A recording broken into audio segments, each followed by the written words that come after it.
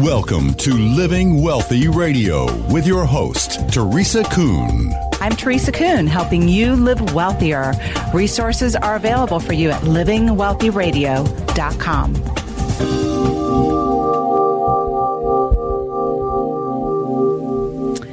Do you ever wish for the good old days when your kids could play outside unsupervised or ride a bike down the road to their friend's house? Well, what if these are the good old days? What if your children aren't in as much danger as you think or the media would have us think? What if your children are capable of more responsibility than you realize? Or what if you could have more peace of mind about the safety and development of your children? Well, our guest today, Lenore-Skenazy, is this public speaker, author of the book Free Range Kids, and host of the new Discovery Life channel show, World's Worst Mom. Lenore helps parents better understand these little people we are bringing up and how to give them their space. And Lenore's also here to tell us, lighten up, let our kids roam free. Well, Lenore, welcome to the show, and today is a really timely day for us to be chatting. Oh, I'll say it's really been going wild in that the Métis family in Maryland, I think everybody's heard of them by now, professional, nice human beings with two children who also are nice. I've met them, ages 10 and 6, let their kids play in the park a third of a mile from their house. The kids were playing there on Sunday, sunny day, finally warm, and somebody called and said they were concerned because they'd seen children in the park, and of course, you're not supposed to see children in the park anymore. Certainly not playing, certainly not unsupervised. They called the police. The police came, picked up the children, and kept them for the next 6 hours, only alerting the parents after 3 hours had passed that, in fact, they had the kids. Some might call that kidnapping. Yes, it's ironic that I think the motivations of everybody involved, I think, were good. I think that the caller called because he or she was so worried that they saw a child outside, and it's so, it's ingrained in our brains these days to think that any time a child is unsupervised, they're in immediate and terrible danger of kidnapping is generally the fear. And so they called the police, and the police believe the same thing. It's not like they don't watch Law and Order, right? And so the police pick up the kids, and then they say, well, what are we supposed to do with the kids now? And they bring them over to Child Protective Services, and Child Protective Services sees children in a lot of really horrible situations, and I think they immediately assume the worst. But if anybody would simply examine what is happening rather than what if something terrible happened, they would see that what you had were two kids playing near home at an age that all of us were allowed to play outside, 10 and 6. And if they simply asked the kids, are you okay? You're fine? And I think they did ask the kids. The kids said, yes, we're playing. And the police originally said, well, we'll just take you home. But then they chose to do otherwise. It didn't have to escalate like this. And one of the things I'm trying to sort of get people to think about these days is something that was pointed out to me by a lady who wrote to me. I'm at Free Range Kids, and everybody sends me the stories of dealing with fears, other people's fears generally. And a woman wrote to me recently from a small town in the South, 10,000 people, that she had her 6-year-old was riding up and down the sidewalk on their block, which is 3 houses long, and somebody had called and said, oh, my God, there's a child outside, like an escaped gazelle. Go get him. And so the police came, and the policeman was very aggressive and said, you're not allowed to play out here without your mom or dad, and took the kid home, and the kid was so scared he didn't want to go outside again. Then the mom's 10-year-old was walking to the library, which is 6 blocks away, and he was stopped by a policeman. And then when the 10-year-old, went out again a couple months later, after he sort of gained his bravery again, he was again stopped, and this is on the way 3 blocks away to a convenience store. And so the mom wrote to me, and I said, well, listen, I know one thing, and that's how to get national publicity. I'll put it on my blog. I've done this before.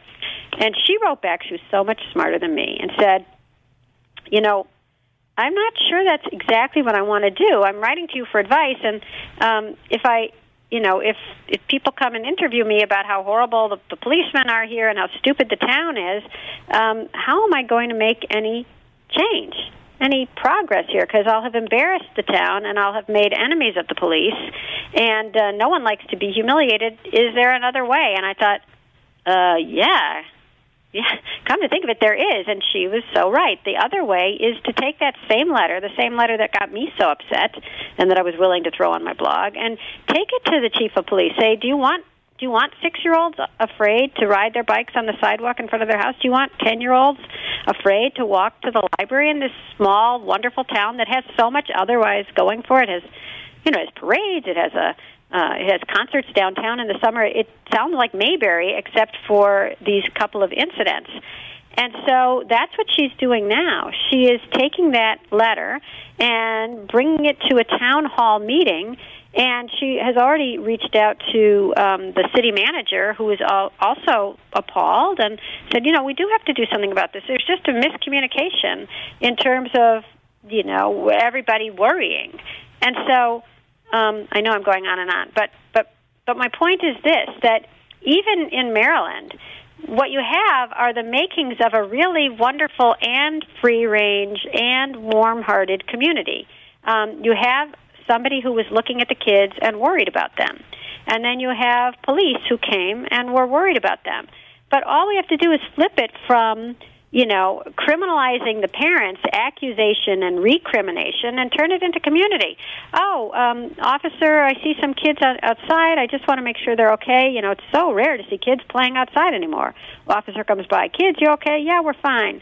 What's the plan? Well, we're going home at 6, and I have a watch on, and it's 5:40, so we're going to leave in 5 minutes. Okay, do you know your address? Yes, we live 3 blocks away. Okay, great. Let me know if you need anything, kids. And that's it. And if the cop was worried, he could even watch for 15 minutes. They haven't ended up watching for 3 hours. They could watch for 15 minutes and make sure that the kids got home safely. So why not use all this concern that we have for children outside and just remember that we're all on the same side. We all want healthy, happy, safe kids, and it doesn't involve shaming and blaming parents.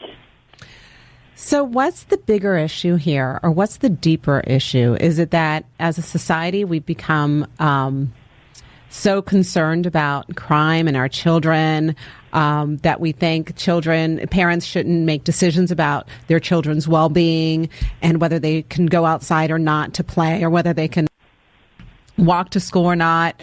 What's the deeper issue here? Well, I think the deeper issue is that we think that we're not doing it right if we're not thinking of the worst-case scenario anytime we see a kid or even contemplate letting our own kids do anything. Basically, gosh, what was I doing? So here was a story that I thought was kind of wild.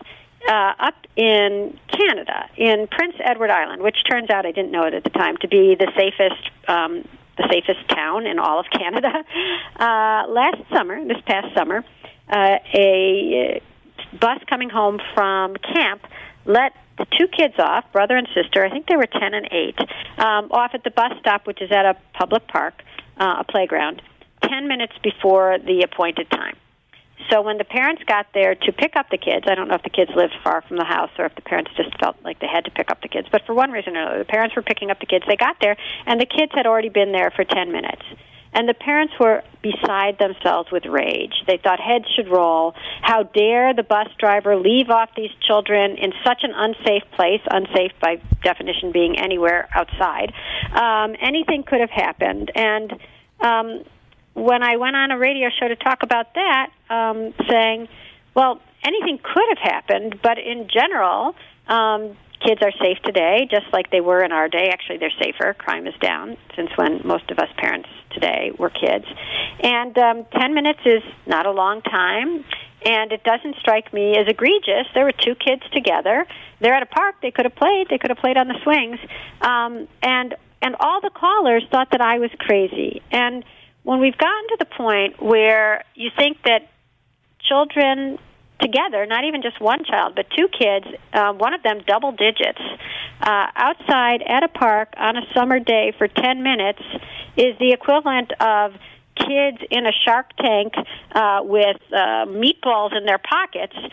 Something has happened to society. Society has gone crazy with imagining the worst-case scenario. I call it worst, first, thinking. You come up with the very worst case scenario first. In 10 minutes, those children could have been raped and eaten, and you proceed as if it's likely to happen. And that is a hysterical moment. I mean, I hate to call it that because people think that I'm being too cruel, and I'm really not. I'm just trying to figure out how to dial back from a moment that we will look back on and go, wow, we were really overwrought. It will look to us like the Victorian era looks to us now, which is the Victorian era was so obsessed with everything being so sexual that if you were a normal middle-class family back then, you would put cloth over your piano legs because piano legs were considered too sexy to look at. It was like having pornography in the parlor showing a naked piano leg. And now we look back and we go, wow, they were off their rockers. And I think that's how we're going to look back at 2015 America. So where is all this hysteria coming from? I did write an entire book on this. The fear comes from a lot of places, and fear is way stronger, unfortunately, than most other emotions. I'm not sure it's stronger than love, but it's stronger than slow, pedantic, rational thinking. And fear turns out to be this really great selling tool. And once television realized that the greatest story that could possibly put on air is that of a child kidnapped, snatched, hurt, that became the go-to story. And it really started, I'd say, in the late 70s.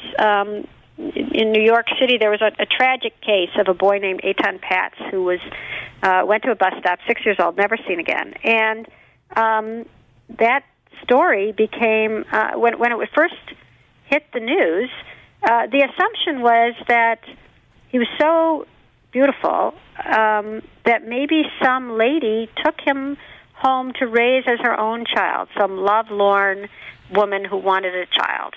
And that was really considered like a serious working theory at the beginning of the investigation. But gradually, the investigation became one of looking for maybe a guy. And then it had to be explained to the American public, who was pretty innocent of this, that sometimes there are these horrible men who feel that they are allowed to rape and kill children. And once this story started appearing in print, and then there was a book about it, and then there was other media picked up on it, it was like a match to a gas tank, because it was so horrifying and yet fascinating, and you could feel so good being angry about it, because what is worse, right? That it just the media was not. The media was taken by this. The media saw that this was a story that would sell more papers, sell more magazines, and sell more TV commercials than anything else. And then a few years later, the horrible story of Adam Walsh happened, another boy who was taken and murdered. And there was a 2-night I can't remember if it was a documentary or a docudrama about that case. It broke all ratings records, and this did not go unnoticed by the media either. And I feel like ever since then we've been on rewind, because it's not like children, thank God, it's not like children are being kidnapped and murdered every day. But the stories are on every day. And if you flip the channels just a couple of times when you're watching any time of day or night, you will find either a news story, a documentary, a Law and Order episode, or perhaps a Law and Order episode devoted to child kidnapping. And when you see this 24/7 coming into your house, it feels like 24/7 that's what's happening outside of your house. It feels like your children are in constant danger. And then it has just ricocheted throughout the rest of society, in that now there are products for tracking your child every single second of the day and monitoring them and watching them and keeping them safe and keeping them inside and keeping them in programs that they will be constantly supervised. And gradually it just became the common norm to believe that if your children are unsupervised, they are in danger, and if they are supervised, that's the only way they can be safe. So it certainly plays into the reptilian part of our brain, right? The sure fear-based. Does. Yep. And that is probably one of the strongest areas of our brain is that reptilian brain, survival, and your child is someone that you just absolutely adore as a parent, and God forbid something happened to them. And so all that media attention on children and the terrible things that happen play into that reptilian part of our brain, and it just feeds this constant loop. And I can tell you, I'm very guilty of it as a parent. But statistically, your position is that our kids are safer today than they were 30 years ago, even. How do you back that up? Well, it's easy. You can go to the FBI Bureau of Statistics and look. The thing is that sometimes people think, well, of course our children are safer today because we keep them inside.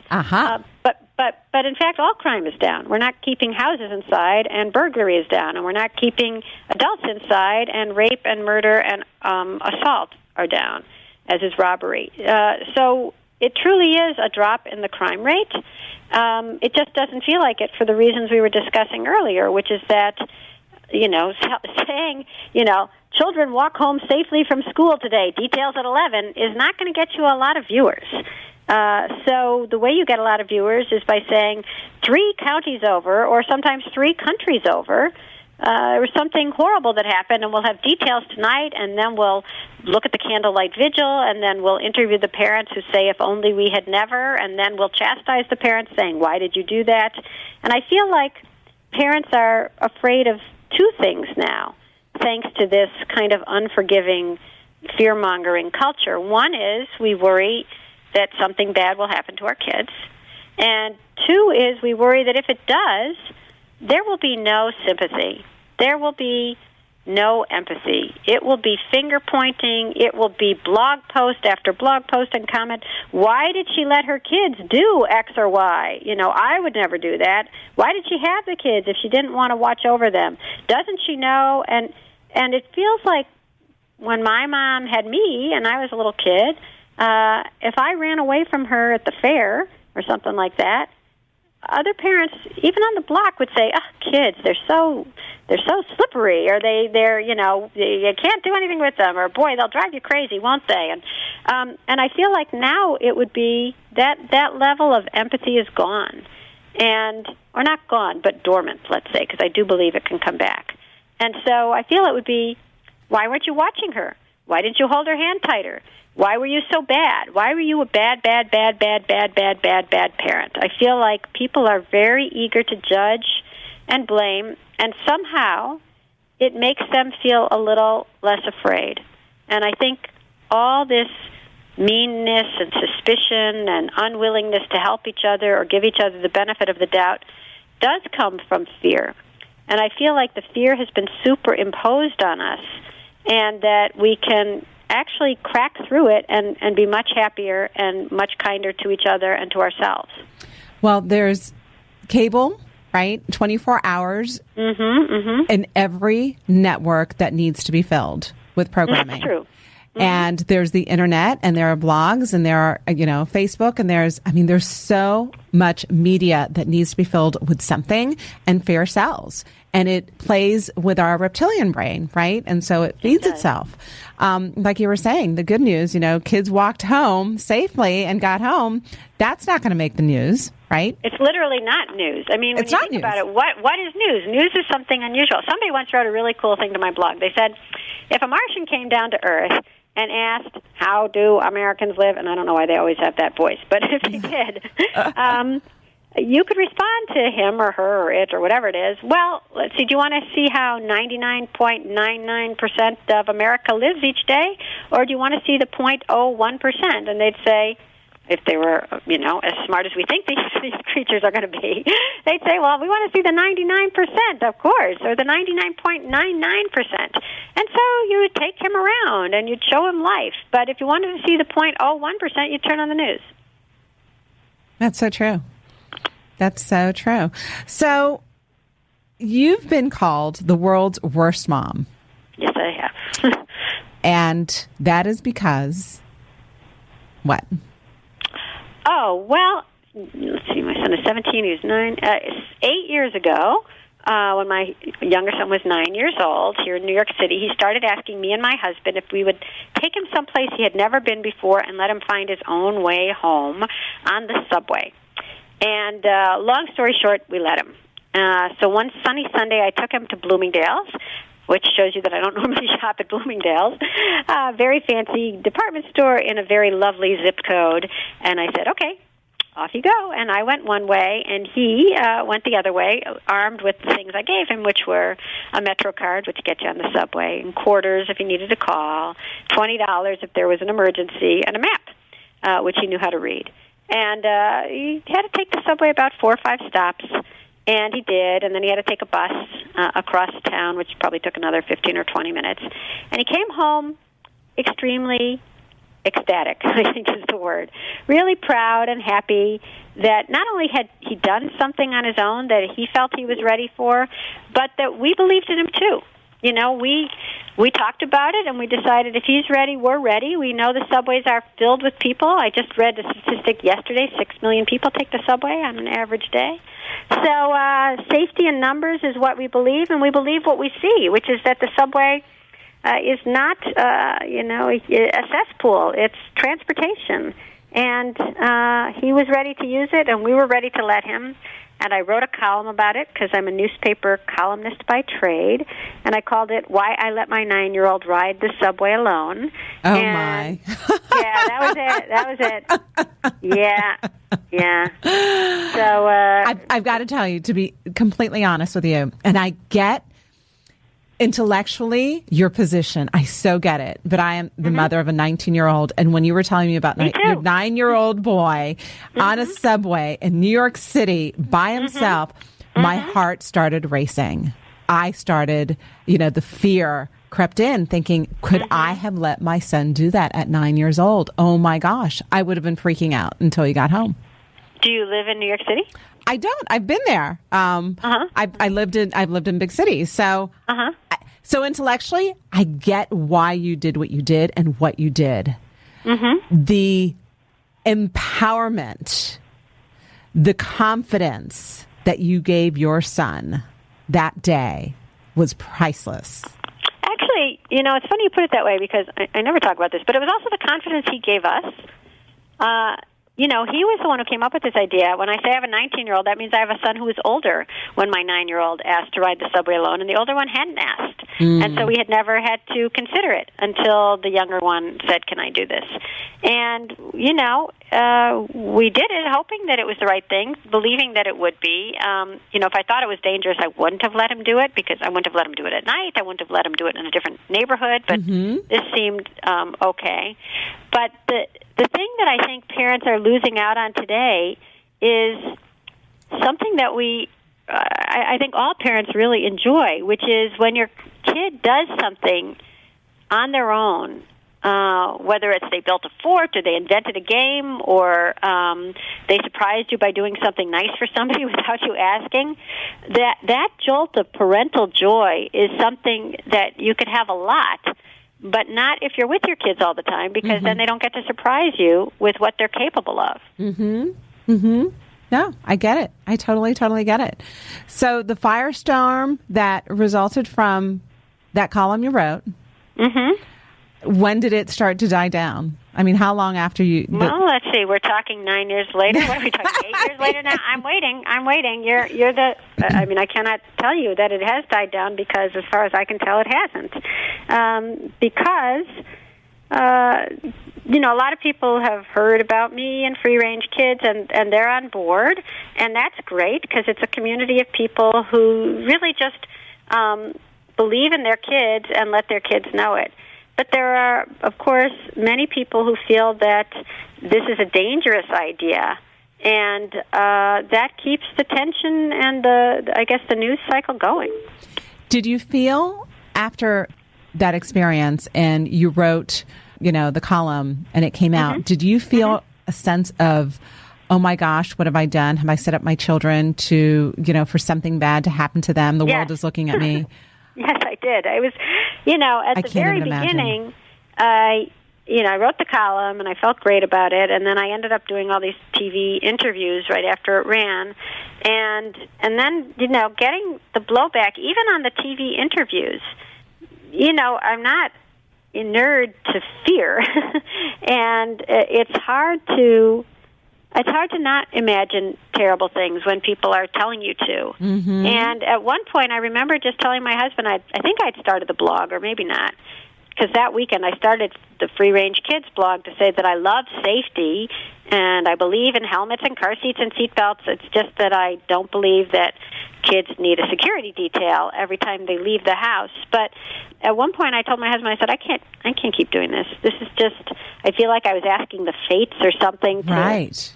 And I still feel that. I mean, it's hard to not feel like you're tempting fate almost no matter what you do, because you love your kids so much that anything you could do to keep them safe, including superstition. Like I'm knocking on wood now. I'm doing that for a purpose. I really am trying to ward off evil. So at one point it had me sort of whimpering and unable to function, if you must know. Lenore, if we could continue this after the break, and I hate to cut right here because I'm feeling your emotion, and I totally get it. Our guest today, Lenore-Skenazy. We're discussing free-range parenting. When we return from the break, we'll find out more about how to protect our children without smothering them. This is Teresa Kuhn with Living Wealthy Radio. Living Wealthy Radio. Visit Teresa's team online at livingwealthyradio.com, 1-800-382-0830 now. Call 1-800-382-0830. If you're just now joining us, we are speaking with TV show host, author of Free Range Kids, Lenore-Skenazy, about how to let go of our parenting fears and give our children the space they need to succeed. So, Lenore, before the break, we were talking about that opportunity you had. You gave your 9-year-old son to find his way home in New York City, right? By subway, right? By subway. You planned it out. It wasn't like you just dumped him in the middle of nowhere and said, figure it out, right? You gave him some tools to be successful, but the firestorm that came from the column that you wrote was obviously tremendous, and it's lasted over 9 years. And the emotional toll it must have taken on you, thinking, oh my gosh, what have I set up, right? Well, I don't want to overstate the emotional toll, because I did go through, I'd say a dark point when I worried that, I still worry. I mean, making us talk about this now is making it sort of dark again, which is I worry that, you never want the fates to pay attention to you, right? Right. You sort of want to duck under their radar. But I'd say that more than that has been the incredible gratitude I've felt in the last 8 or whatever years since this subway ride, in that I feel like a lot of people have wanted to let their kids do things like walk to school or ride a bike or play with their friends in the park, and they felt like they were crazy to even have this desire to give their kids an old-fashioned childhood, which is basically what I wanted to give mine. And by finding a community at Free Range Kids, they felt like they could.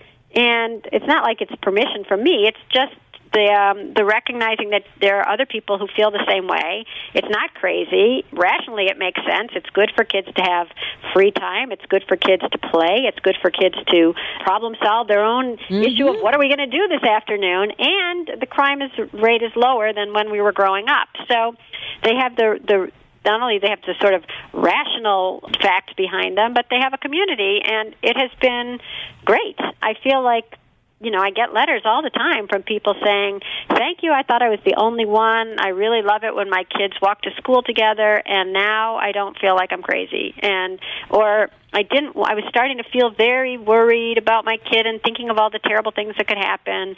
And it was nice to read, whether it's the book or the blog or even the comments on the blog, I think are the best of all. And just realize, to go to that dark place is, maybe it's normal, but maybe it has been superimposed upon us by a culture that says if you're not thinking of terrible things happening to your kids, you obviously don't love them enough. And, as a parent of my 19-year-old boy, I was very guilty of living with a lot of fear where it came to him. My only child, couldn't have more children. And so he is everything to me in terms of a child. But at 16, I recognized I had a 6'4" tall man boy, right? How wonderful. I needed to give him space.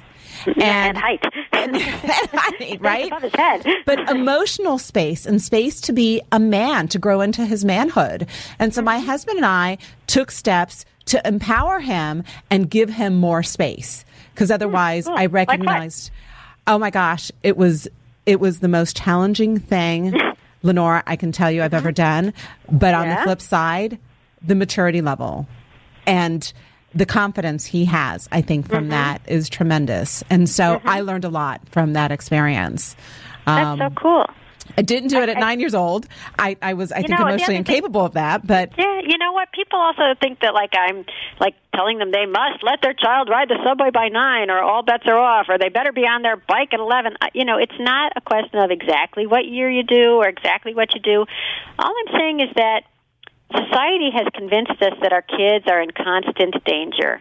They've done it with these TV shows. They've done it with products that tell you, don't you want to GPS your child? Don't you want to feel secure? And we never had to do that before to feel secure. So what they're really doing is sowing insecurity. And so free-range kids is not it's not like I'm not a parenting expert. People always think I'm a parenting expert. I'm sort of a fear expert. And free-range kids is not a way to do things. It's a philosophy that says our kids are not in constant danger. That's all it is. If you can just reject that idea that society is trying to foist upon us, then it allows you to breathe a little, and then you can do whatever you want. You can keep them at home or not keep them at home. You can drive them to school or not drive them to school. It doesn't really matter, but I just don't want parents to feel like they must believe terrible, scary thoughts all the time, or they're not doing it right. Oh, it's crazy making. It's absolutely crazy making. It's crazy making for the parent and the child. Right. I stopped telling my son, drive safe or be careful, because I recognized what I was saying to him is that the world is a scary place and danger was everywhere. That's a really bad way to go out into the world every day, right? It is too bad. I mean, but I don't think it's you. Like I say, I don't think it's, why would we be having this conversation if it was just you and just me? It's a whole society that's predicated on this. There was, speaking of every day to go out that way, there was one of the advice columnists, I don't remember which, said before you take your kid anywhere, take his picture. Always remember to take his picture or her picture. Because of the clothes that they're wearing and... So that, right, when you're trying to identify them to the police, you have this recent picture. So when you're being told that, hi, honey, just smile for the guy, or actually don't smile, we want to see you in profile. If you have to do that every time you're going to McDonald's, it gets to be wearing on you. That's why I feel like I was an American Studies major at college, and I'm constantly studying America. I mean, there's one of my favorite whipping boys is there's a radio commercial that says, I don't have it in front of me, but I can paraphrase it. It says, your wife and your kids and you go to the mall and it's time for lunch. Your wife and daughter go off for Chinese. You and Danny go for Mexican. You look up at the menu and you look down, but you don't see Danny.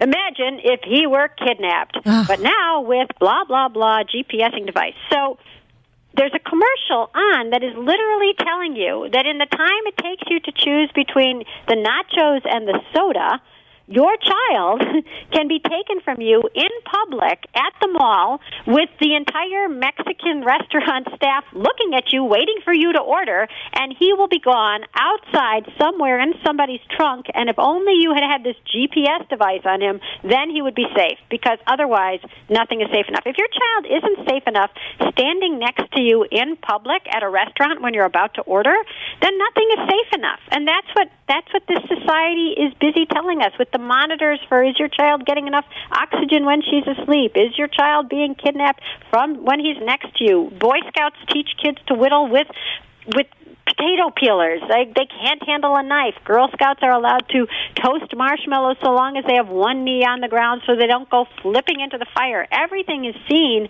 as an incredible, horrible death that your child is about to suffer unless you buy something or do something that no generation until ours has ever been required to do. And that's why you were so nervous. I mean, we're all nervous, but no generation has had every parent feeling this nervous as now. So what's the future of these kids? Will they become completely neurotic, or are they completely neurotic today? You know, here's where I sort of fail to stay on message, because if I was selling myself, I would say, oh, yeah, they're going to be ruined, and you're ruining them, and buy my 20-day Skenazy-Free-Range Parenting class, and you will be better. But in fact, there's a couple things going on. One is I think that most kids turn out fine. You know, two is I don't think it's up to us as parents. Now, you know, maybe part of it is up to us, but they come out genetically programmed. Some of them to be wild kids, some of them to not be wild kids. They come out with interests that you can, you know, influence to a certain extent by introducing them to this or that. But God, we took my 9-year-old, the subway rider. We spent his 9th or 10th birthday at the Metropolitan Museum of Art. Weren't we the yuppies? Oh, my God.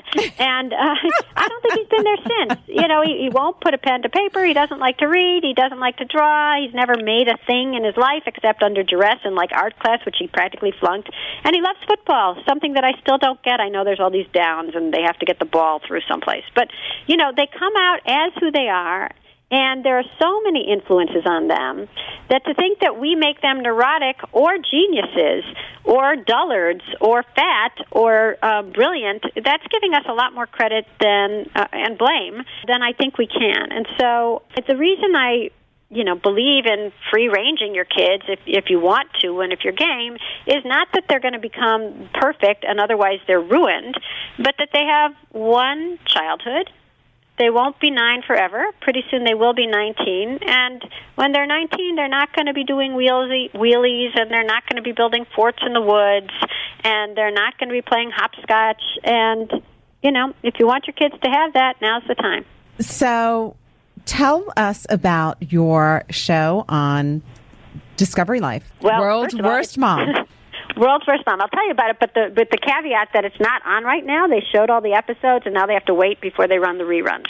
Uh-huh. So don't go looking now, but hopefully very soon. The cool thing about the show is that it involved me going around to 13 very, very nervous families, or at least one of the parents was. Like a mom who still spoon-fed her 10-year-old in his mouth. She was worried that he couldn't do it, and she wouldn't let him use a knife, wouldn't let him go on an overnight, wouldn't let him ride a bike. And what I do with all these families is I talk to the parents about their fears, and then I talk to the kids separately, and I ask them, what aren't you allowed to do? And in 13 families, they tell me pretty much the same things. Not allowed to ride a bike, not allowed to walk to school, not allowed to use the stove, not allowed to go on a play date, whatever it was.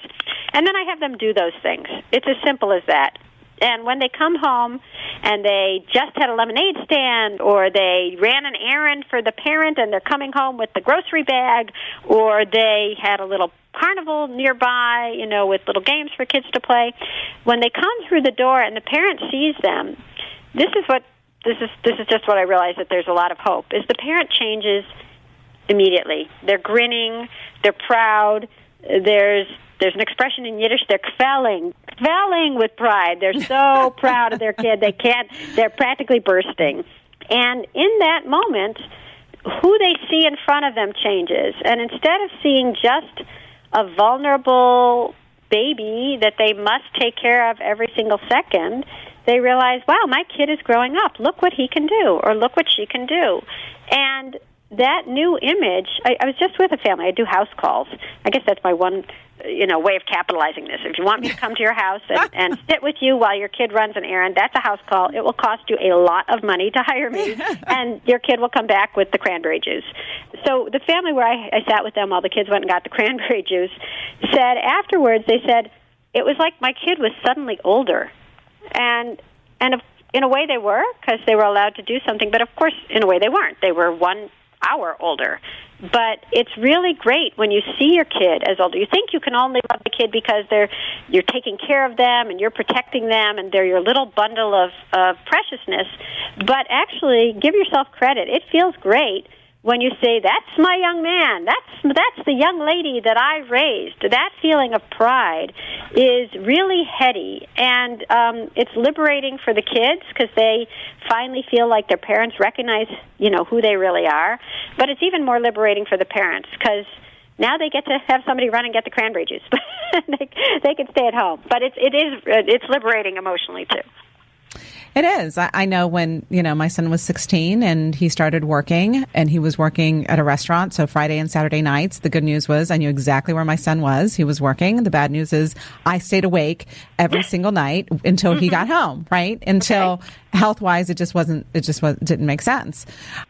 It gave him so much confidence. I know how much it empowered him that I had confidence in him to do the right thing. Mm-hmm. It was amazing, my shift in how I saw him mature and take responsibility. And it was huge, absolutely huge. And I was the absolute typical helicopter parent for many years, right?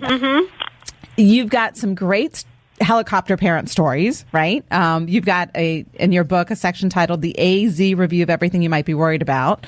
What are some of the really crazy things that parents worry about? You mentioned one, a mother, 10-year-old son who she was spoon feeding. Right. Well, on the TV show, they actually screened 2,000 families for me to find me the most interesting, let's say. I had a mom who let her 8-year-old get the skateboard he desperately wanted, but he could only stand on it on the grass. So it was sort of a Pyrrhic victory. He did get the skateboard, but he just wasn't allowed to skate. I had another mom who, when they were out at a mall and she was with her 13-year-old son, took him into the ladies' room with her still. At what age? 13. 13. Yeah. Yeah, that was bad. He was embarrassed. I mean, a lot of the kids are just, they've given up. They understand that there's something going on with their parents, and they just can't wait till they're old enough to finally leave because they understand that basically they're under house arrest until then.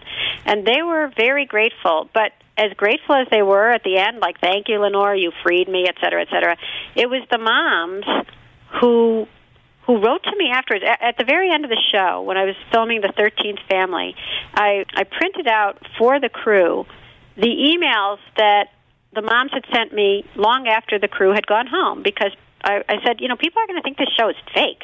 I mean, how can you take somebody who's afraid to let her kids play on the front lawn, and they're in their, 10, 11, 12 years old, and now she's letting them, walk to school or ride the bus or ride a bike. A mom who was afraid to let her kid ride a bike, now he's going to BMX bike camp. I mean, these things are so amazing that I printed out the emails to show that this is really happening. I mean, they wrote me letters afterwards saying, thank you, now my kid can do X or Y.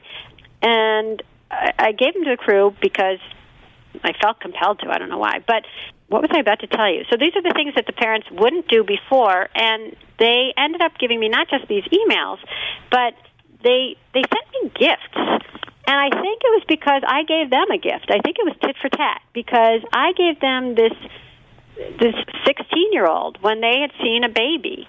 The mother of one of the 16-year-olds, he was a senior in high school, so he would be going to college the next year. And so for one of his challenges, I said, okay, 16 now, I'd like you to take the subway downtown, and we'll meet you at the college, and you'll talk to the admissions counselor there. And the mother was so upset when I said that this was what he was going to do today. But, they signed on to have me, so she sort of had to agree. She could have said no, but she finally said yes. But she was crying.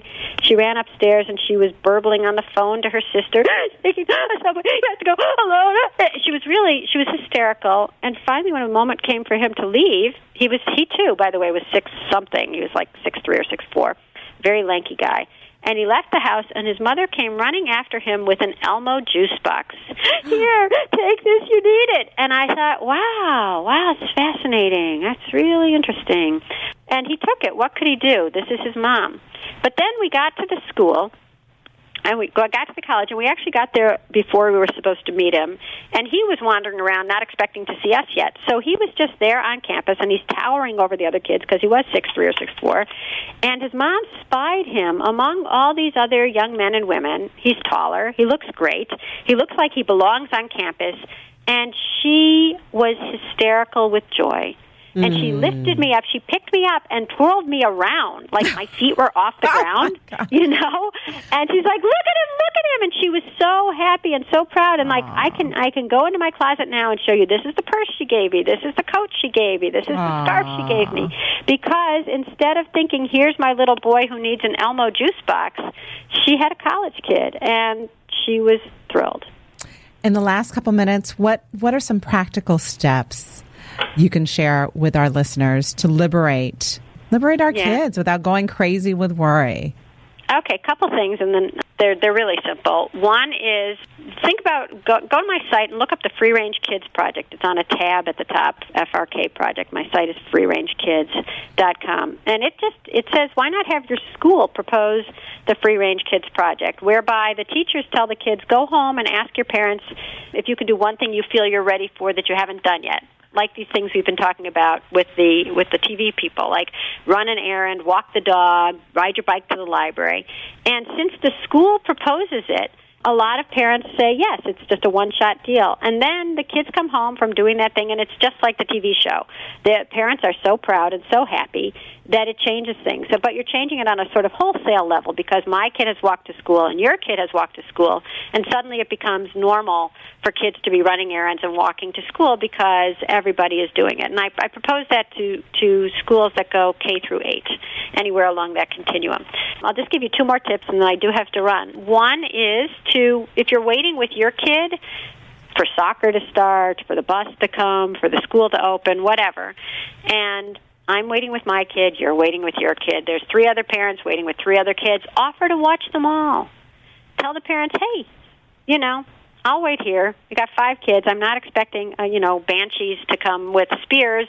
I think I can handle whatever happens in the next 5 minutes. You can go to Starbucks. You can get to work early. You can go have an affair. Just leave. I'll be okay watching your kids. So that's a way to start creating a little bit of community.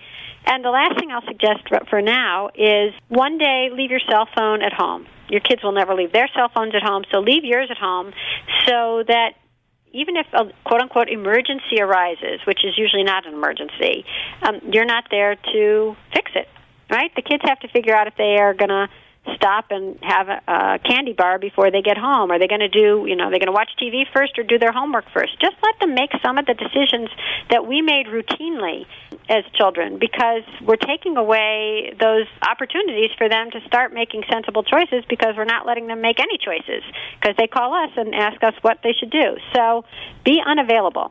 Just try it once and see what happens. Lenore, those are great tips. I know today is a really busy media day for you. I appreciate you coming on Living Wealthy Radio. We will be posting this recording of this podcast on livingwealthyradio.com along with a link to your website. And thank you for letting us see through the hysteria and myths around parenting. Very much appreciated. Well, I appreciate the opportunity, and you let me yammer on. And I just wanted to say one other thing, if I could, which I forgot, which is my self-promotional thing, which is I give speeches. That's how I make a living. I give talks. Awesome. So if your group, your school, your company, or your community needs a speech, Lenore-Speaks.com. Lenore-Speaks.com. We got it. All right, Lenore, thank you so much. You've been listening to Living Wealthy Radio. I'm Teresa Kuhn, and I hope you'll join me again next week as I show you ways to live wealthier.